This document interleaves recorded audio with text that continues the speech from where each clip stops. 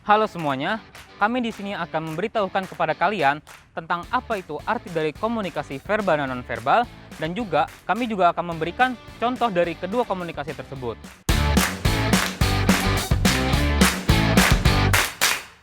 Nah, dari kedua komunikasi tersebut, dari kata komunikasi itu sendiri merupakan hal yang seharusnya sudah tidak asing bagi kalian. Karena komunikasi merupakan hal yang paling sering kita lakukan dalam kehidupan sehari-hari. Nah, tetapi masih saja sebagian dari kita belum paham betul mengenai apa itu arti komunikasi beserta bentuk dari komunikasi itu sendiri.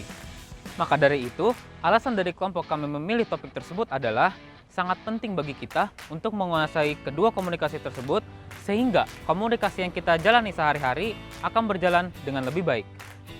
Yang pertama, ada komunikasi verbal. Di mana komunikasi verbal ini artinya adalah komunikasi yang menggunakan lisan ataupun tulisan.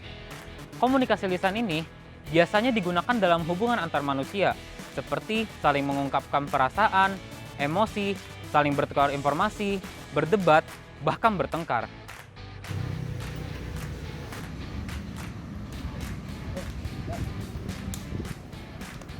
Selanjutnya, saya akan menjelaskan unsur komunikasi verbal.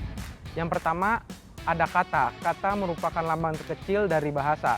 Kata sendiri merupakan lambang yang mewakili sesuatu hal, baik itu orang, benda, kejadian, ataupun keadaan. Makna kata tidak ada pada pikiran seseorang. Tidak ada hubungan langsung antara kata dan hal.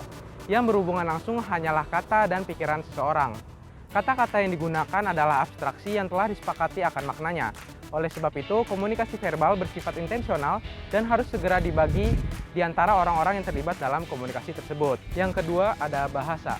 Bahasa adalah suatu sistem lambang yang memungkinkan orang di dalamnya dapat berbagi makna. Dalam komunikasi verbal, lambang bahasa yang digunakan dapat berupa lisan, tertulis pada kertas, ataupun elektronik. Bahasa memiliki 3 fungsi yang erat hubungannya dalam menciptakan komunikasi yang efektif. Yang pertama, mempelajari dunia sekitarnya. Yang kedua, membina hubungan yang baik bersama. Dan yang terakhir, menciptakan ikatan dalam kehidupan manusia. Selanjutnya, ada jenis komunikasi verbal. Ada 2. Yang pertama, berbicara dan menulis. Yang kedua, mendengarkan dan membaca.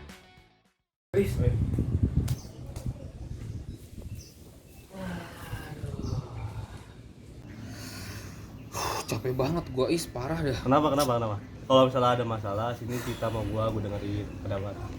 Iya, jadi tuh gue tuh lagi Berbicara adalah komunikasi verbal vokal. Contoh yang kami tayangkan adalah perbincangan yang terjadi di antara 2 orang.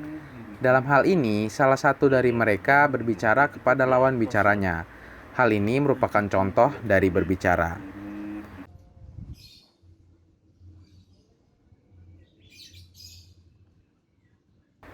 Menulis surat adalah contoh dari komunikasi verbal non-vokal, di mana terlihat pemeran menuliskan suratnya untuk seseorang. parah dah. Kenapa? Kalau misalnya ada masalah, sini cerita sama gue dengerin pendapat. Iya, jadi tuh gue tuh lagi ngerjain tugas kemarin. Mendengarkan adalah mengambil makna dari apa yang didengar. Mendengarkan melibatkan unsur mendengar, memerhatikan, memahami, dan mengingat. Habib Rizik takut ditangkap pedang Laskar FPI, pemukiman diserang. Membaca adalah salah satu cara untuk mendapatkan informasi dari sesuatu yang ditulis.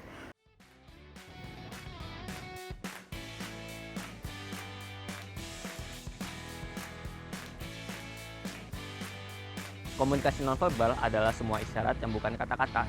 Pesan-pesan nonverbal sangat berpengaruh terhadap komunikasi.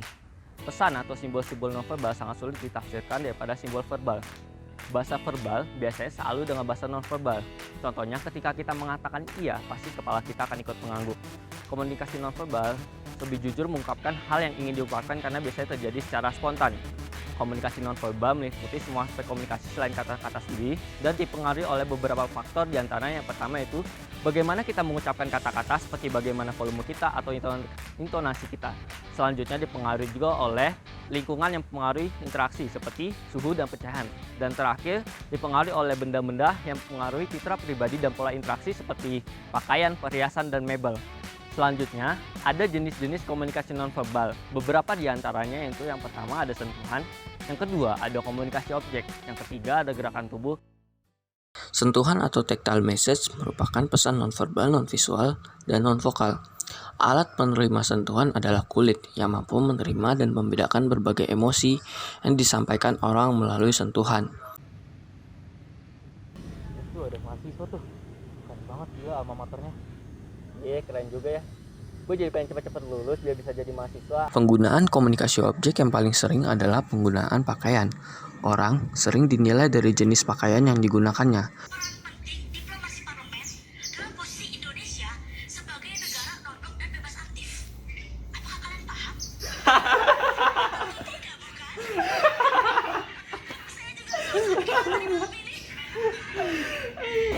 Emblem yaitu gerakan tubuh yang secara langsung dapat diterjemahkan ke dalam pesan verbal tertentu.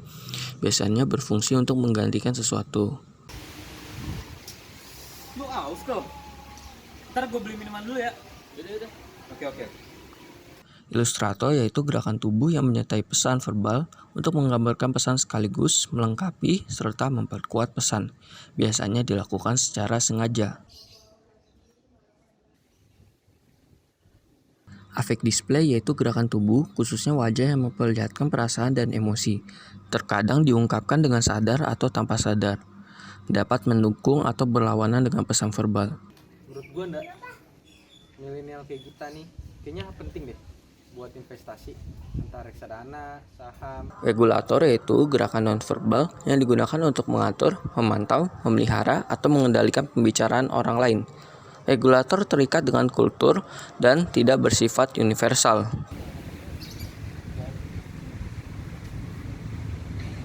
Adaptor yaitu gerakan tubuh yang digunakan untuk memuaskan kebutuhan fisik dan mengendalikan emosi. Dilakukan bila seseorang sedang sendirian dan tanpa disengaja.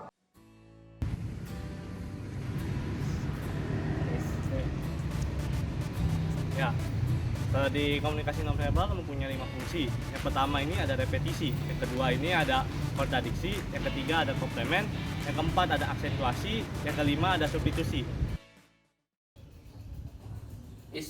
Ini ada gorengan nih, main aku masih hangat-hangat. Gak mau lu?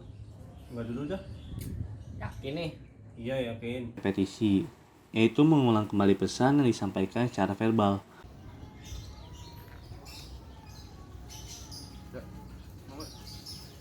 Substitusi, yaitu menggantikan lambang-lambang verbal. Lihat nih patung gua. Bagus gak? Iya, bagus.